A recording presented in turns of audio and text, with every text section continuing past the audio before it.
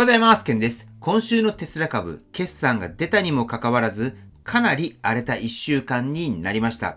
大きく売られたと思ったら、その翌日には一転して反発。結局、何が起きていたのか、そう感じた方も多いと思います。今日は、チャート、ニュース、決算、イーロン・マスクさんの発言、そして海外メディアの反応までをつなげて、先週のテスラで何が起きたのか、これを一本で整理をしていきたいと思います。まずは今週の土台となった1月27日のチャート分析から振り返っていきます。この日、テスラ株は売られていました。価格は下がっている。でもチャートを冷静に見ると、どこか違和感がありました。出来高は異常に増えてはいない。RSI は中立ゾーン。ボリュームデルタはマイナスでも価格が一方向に崩れ続ける動きはない。つまり、これは恐怖で投げられている相場ではない。高値圏での整理、ポジション調整が続いているだけ。この時点での相場は悲観ではなく何かを待っている状態でした。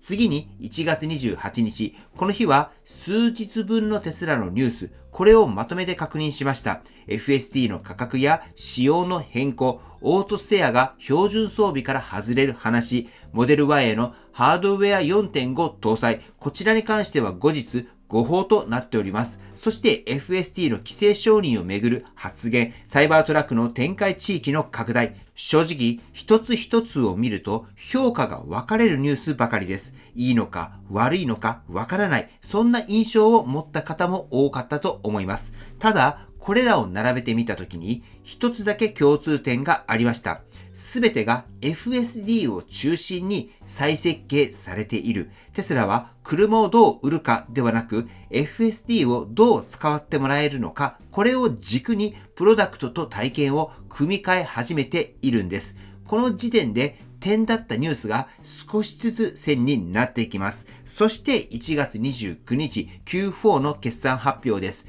ここで数値という形で市場が最も強く反応する材料が出てきています。今回の決算では売上は前年比で減少、利益も減少しました。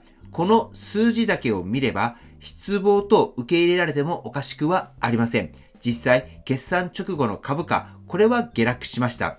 ただし同時に非常に重要な数字、これも開示されています。FSD のサブスクリプションの加入者数が110万件、エネルギー部門の粗利率が 30%、そして2026年の Q1 から FSD は完全に月額モデルへ移行していきます。ここで重要になってくるのが台数ではなくって利益の出方、これが明確に変わってきたという点です。だから株価は一度売られました。でも恐怖売りにはならなかったです。1月27日のチャート分析と完全に整合する動きとなりました。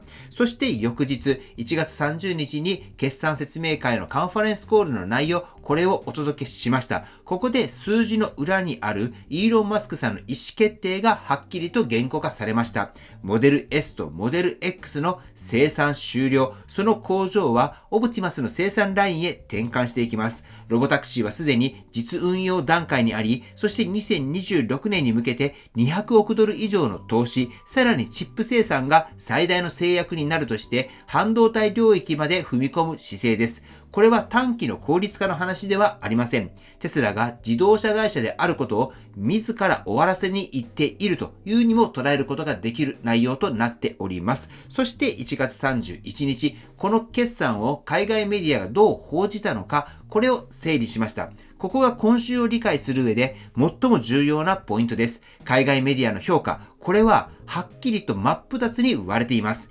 EV メーカーとして見る立場からは、減収、減益、大規模投資への懸念、成長鈍化への失望。一方で AI、ロボット、自動運転企業として見る立場からは、これは終わりではなくって転換点。短期の数字より長期の構造を見るべき。この評価の分裂がそのまま株価に現れました。決算で売られ、その後スペース X との統合をめぐる噂をきっかけに反発。重要なのはその噂が事実かどうかではありません。市場が反応したのはスペース X、テスラ、XAI というイーロン・マスクさんの世界観が一つに束ねられる可能性です。現在の株価430ドルという水準は楽観にも悲観にも振り切れていない、市場がまだ結論を出していないという価格です。昨日も言いましたけれども、先週のテスラの相場を一言で表すならこれです。決算で売られ、物語で買われた。株価は企業の通信簿ではありません。特にテスラは未来への期待値が強く価格に反映される銘柄です。では、僕たちはどう見るべきなのか、上がるのか、下がるのか、これを当てるよりも、まず考えるべきことがあります。EV メーカーとして見ていくのか、それとも AI ロボットサービス企業として見ていくのか、もしくはスペース X までを含めたイーロン・マスクさんのエコシステムと考えていくのか、この前提が違えば同じ決算でも見える景色は全く変わってきます。今、テスラは誰もが同じ見方をできる会社ではなくなりました。だからこそ株価は不安定で意見は割れて、そして面白い。これが先週1週間のテスラで起きたこととなっております。はい。ということで本日の内容は以上となっております。今回の動画が参考になったと思われたら高評価をよろしくお願いします。僕の YouTube は毎日発信しています。僕の YouTube を毎日ご覧になってもらえばテスラの情報はほとんど網羅すると思いますので、チャンネル登録がまだな方はチャンネル登録の方をよろしくお願いいたします。では今日もご視聴していただきありがとうございます。テスラのある生活を楽しんでいきましょう。ではまた。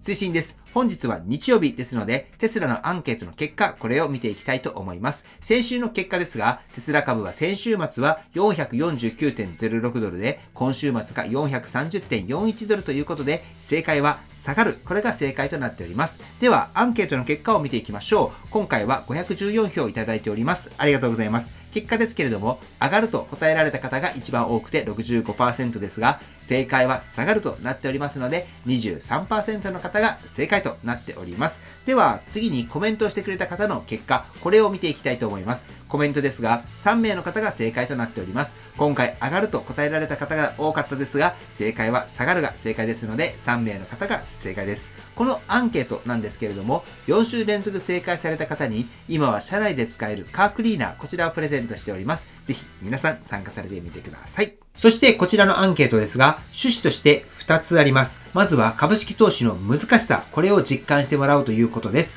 株式投資は株価予想など色々とあると思いますが、実際に毎週やることでその難しさがわかると思います。そして株式投資で上がるのか下がるのか、それがわかる人なんていないっていうことも実感ベースでわかると思います。しかし、毎週行い、自分はこういった理由から上がると思う、下がると思うと、毎週考えることで、自分の中の分析力も上がると思います。僕の YouTube では、テスラ株投資をされている方も非常に多く視聴されていて、投資をする際には何かしらの根拠や分析を持って投資をすると思います。その時に毎週自分なりの分析をすることは役立つと思います。ぜひ僕の YouTube を通じて毎週このアンケートは行っていますので、分析力アップ、そして他の方のコメントもぜひご覧になってみてください。そうすることでそういった視点もあるのかと勉強になると思います。そしてコメントを通じて参考になるコメントがあったら、いいねボタンを押してあげたり、コメントに返信されたりされてください。